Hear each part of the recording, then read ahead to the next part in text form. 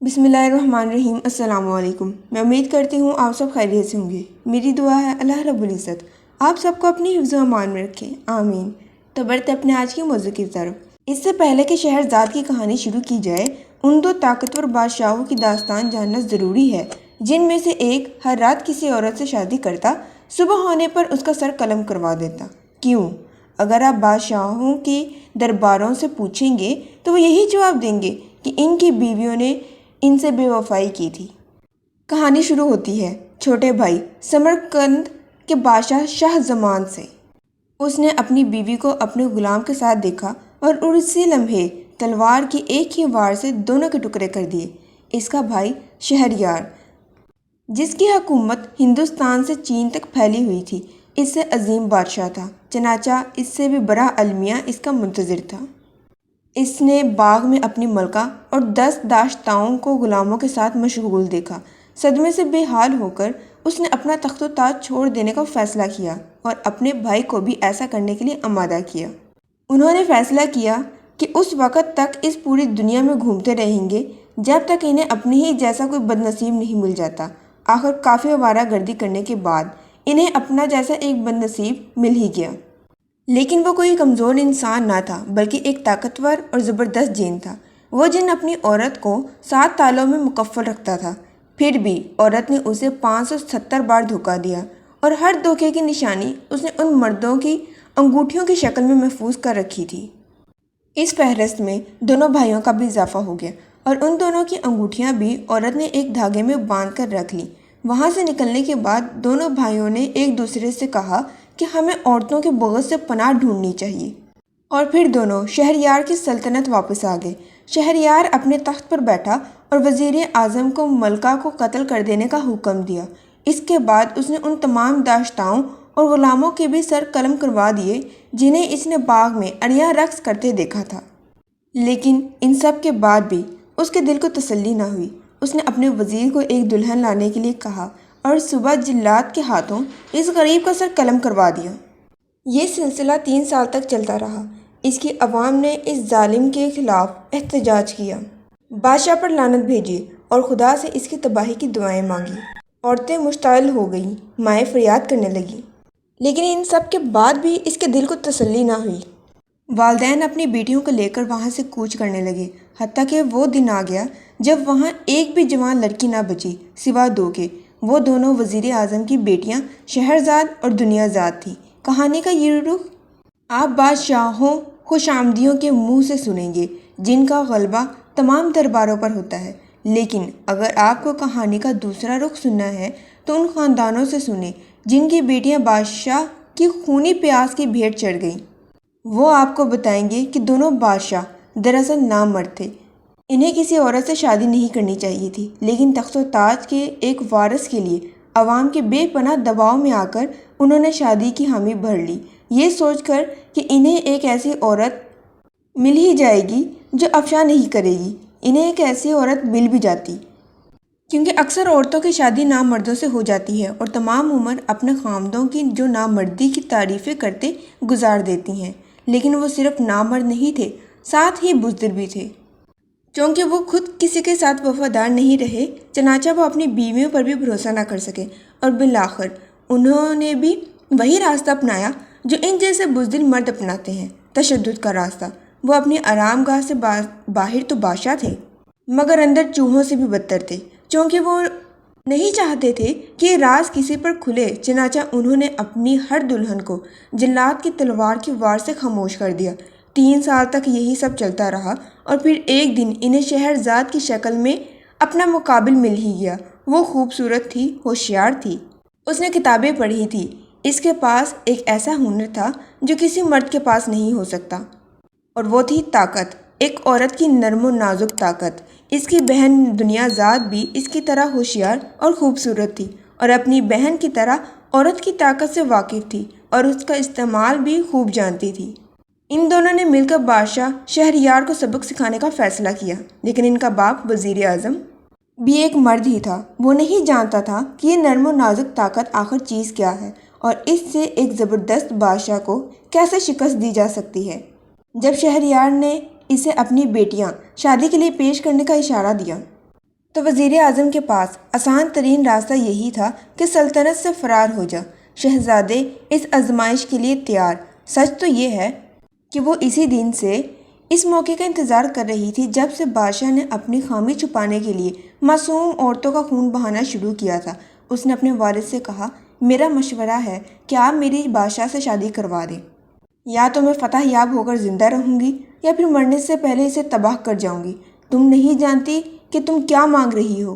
وزیر نے کہا، میں تمہارا باپ ہوں، میں اپنی بیٹی کو موت کی جانب جاتے ہوئے نہیں دیکھ سکتا۔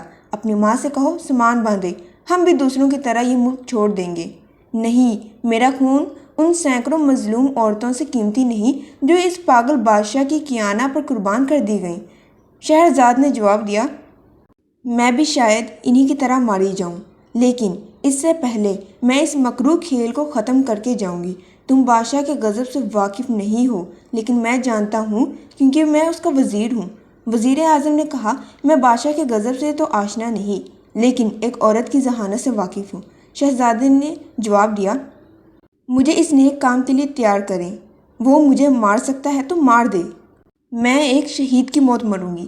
اس سے پہلے کہ ہم کہانی آگے بڑھائیں، میں آپ کو ایک راز کی بات بتانا چاہوں گی۔ ایک عورت کی نرم و نازک طاقت کے آگے ہر مرد نامرد بن جاتا ہے۔ یہ ذہنی کمزوری ہے، جسمانی نہیں، اور تمام مردوں میں یہ کمزوری موجود ہوتی ہے۔ شادی کے لیے شاندار تیاریاں کی گئیں۔ شہرزاد کا لباس سنہرے دھاگوں سے تیار کیا گیا۔ اس کے لیے سمندروں سے موتی کھوج کر لائے گئے۔ اس کے گلو بند میں انڈے کے برابر ہیرا سجایا گیا۔ پوری سلطنت اور دنیا بھر سے چن کر عطر اس کی خدمت میں پیش کیے گئے۔ اسے مزید خوبصورت بنانے کے لیے کئی دنوں تک طرح طرح کی جڑی بوٹیاں، تیل اور محلول اس کے جسم پر ملے گئے۔ مہندی کی خوبصورت اور نازک نقش سے اس کے ہاتھ اور پیر سجائے گئے۔ شادی کی رات دلہن کی سیج دور دراز کے باغوں سے لائے گئے پھولوں سے سجائے گی۔ کمرے کے چاروں کونوں اور بستر کے نیچے خوشبودار گاؤ لوبان جلائے گئے۔ لیکن آپ یہ نہ سمجھیں کہ یہ سب بادشاہ کے حکم سے ہو رہا ہے۔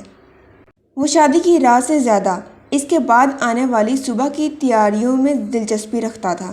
دلہن کا سر قلم کرنے کے لیے سب سے وزنی اور تیز تلوار کا انتخاب کیا گیا اور اس کا خون جمع کرنے کے لیے بڑے بڑے برتن فرش پر رکھے گئے۔ بادشاہ بذات خود ہر دلہن کے لیے جلاد کا انتخاب کرتا۔ جتنی زیادہ خوبصورت دلہن ہوتی، جلاد اتنا ہی زیادہ خوفناک ہوتا۔ سر قلم ہونے کے بعد خصوصی ملازم فرش کی صفائی پر مامور تھے۔ بادشاہ چاہتا تھا کہ اس ظلم کے تمام نشانات منٹوں میں صاف کر دیے جائیں۔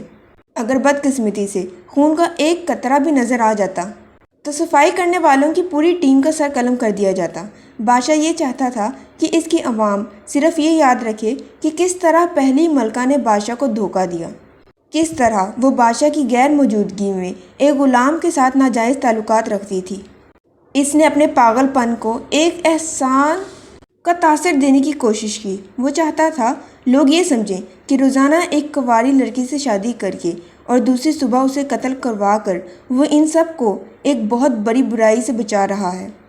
وہ نہ صرف یہ چاہتا تھا کہ اس ظلم کی تمام نشانات مٹ جائے، بلکہ اس نے یہ بھی یقینی بنا دیا کہ باہر کی دنیا کو وہ نہ صرف یہ چاہتا تھا کہ اس ظلم کی تمام نشانات مٹ جائیں، بلکہ اس نے یہ بھی یقینی بنا دیا کہ باہر کی دنیا کو محل کے اندر ہونے والی کارروائیوں کی بھنک بھی نہ پڑے۔ کس طرح دلہنوں کو آرام گاہ سے باہر گھسیٹ کر نکالا جاتا ہے، کس طرح وہ اپنی زندگی بخشنے کے لیے گڑگڑاتی ہیں، کس طرح ذبح ہو جانے کے بعد بھی ان کے جسم زندگی کی طرف لوٹنے کے لیے دیر تک پھرپھراتے رہتے ہیں، کس طرح اس کے پاس کی زمین اور بعض اوقات بادشاہ کا لباس بھی خون سے سرخ ہو جاتے ہیں۔ نہیں، وہ نہیں چاہتا تھا کہ یہ سب باہر کے لوگوں کو پتہ چلے، چنانچہ اس نے بھیانک کھیل میں ملوث پورے عملے کے کانوں میں اس نے پگھلا ہوا سیسا ڈلوا دیا تاکہ وہ ان مظلوم دلہنوں کی فریاد اور رونا پیٹنا نہ سن سکے، اور اگر ایسا ہو بھی جاتا تو وہ یہ سب کسی کو نہیں بتا سکتے تھے کیونکہ ان کی زبانیں کاٹ دی گئی تھیں۔ یہ سب سننے کے بعد آپ یقیناً یہ سوچ رہے ہوں گے کہ دلہن کے لیے یہ ساری تیاریاں شہزاد کے باپ نے کی ہوں گی، آخر وہ وزیر اعظم تھا۔ جی نہیں، ان سب سے اس کا کچھ لینا دینا نہ تھا۔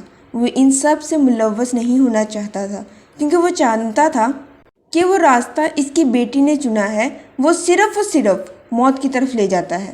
وہ بادشاہ کی سیج پر نہیں قتل گاہ کی طرف لے جا رہی تھی، لیکن وہ اس معاملے میں مجبور تھا۔ وہ بادشاہ کے حکم پر سینکڑوں معصوم لڑکیاں اس قتل گاہ میں لایا تھا، اور اب سوا اس کی 2 بیٹیوں شہرزاد اور دنیا زاد کی سلطنت میں کوئی اور کنواری لڑکی نہیں بچی تھی۔ سینکڑوں ماری گئی تھی اور ہزاروں اس ملک سے کوچ کر گئی تھی۔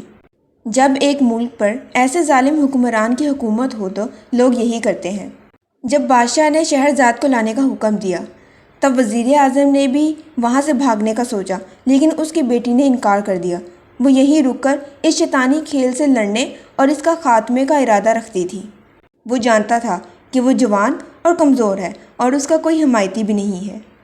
وہ یہ بھی جانتا تھا کہ بحیثیت ایک عورت اس کا اس طاقتور جابر بادشاہ سے کوئی مقابلہ نہ تھا، لیکن شہرزاد یہ جانتی تھی کہ بحیثیت ایک عورت کے وہی تمام طاقتوں کا سرچشمہ ہے۔ وہ اپنی کمزوریوں سے واقف تھی، لیکن یہاں لائی اور قتل کی جانے والی دوسری لڑکیوں کے برعکس وہ یہ بھی جانتی تھی کہ انہیں کس طرح طاقت میں بدلا جا سکتا ہے۔ بادشاہ بھی جانتا تھا کہ شہرزاد ضدی اور جرأت مند ہے۔ اس کے جاسوسوں نے بتایا تھا کہ وزیر اعظم اپنی بیٹیوں کو بچانے کے لیے ملک سے بھاگ رہا تھا، مگر شہرزاد نے اسے روک دیا۔ چنانچہ بادشاہ نے بھی شہرزاد کو زیر کرنے کے لیے 1-2 چالیں تیار کر لیں۔ حجرہ عروسی میں داخل ہوتے ہی بادشاہ نے جلتے ہوئے لبان کی طرف اشارہ کر کے پوچھا، یہ سب کیا ہے؟ جذبات کی خوشبو اعلیٰ جاں، شہرزاد نے جواب دیا، مجھے خون کی خوشبو بہت زیادہ پسند ہے۔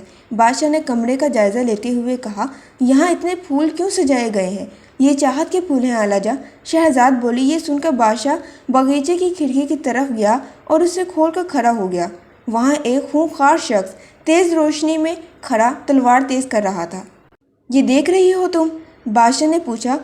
آج کی رات محبت کی رات ہے، محبت نے مجھے اندھا کر رکھا ہے اعلیٰ جاں۔ شہرزاد نے کہا، کل صبح میں دوسری باتوں پر توجہ دوں گی، اب کوئی کل نہیں آئے گا۔ بادشاہ نے کہا، سورج بادلوں کے پیچھے بھی چمکتا ہے، کل صبح ضرور آئے گی۔ شہرزاد بہت پر امید تھی۔ دیکھتے ہیں، یہ کہتے ہوئے بادشاہ نے دروازہ کھولا۔ ایک غلام نے چھوٹی سی بوری کمرے میں پھینکی۔ بوری کے اندر کوئی چیز تکلیف اور غصے سے چلانے لگی۔ جیسے ہی بوری کا منہ کھولا، اس میں سے ایک بلی نکلی اور نکل کر کھڑکی کی طرف بھاگی، لیکن اس سے پہلے کہ وہ کھڑکی کی طرف پہنچتی، بادشاہ نے تلوار کی ایک ہی وار سے اس کے 2 ٹکڑے کر دیے۔ اللہ پاک ہم سب کا حامی و ناصر ہو، آمین۔ ملتے ہیں نیکسٹ ویڈیو میں، تب تک کے لیے مجھے اجازت دیں، اللہ حافظ۔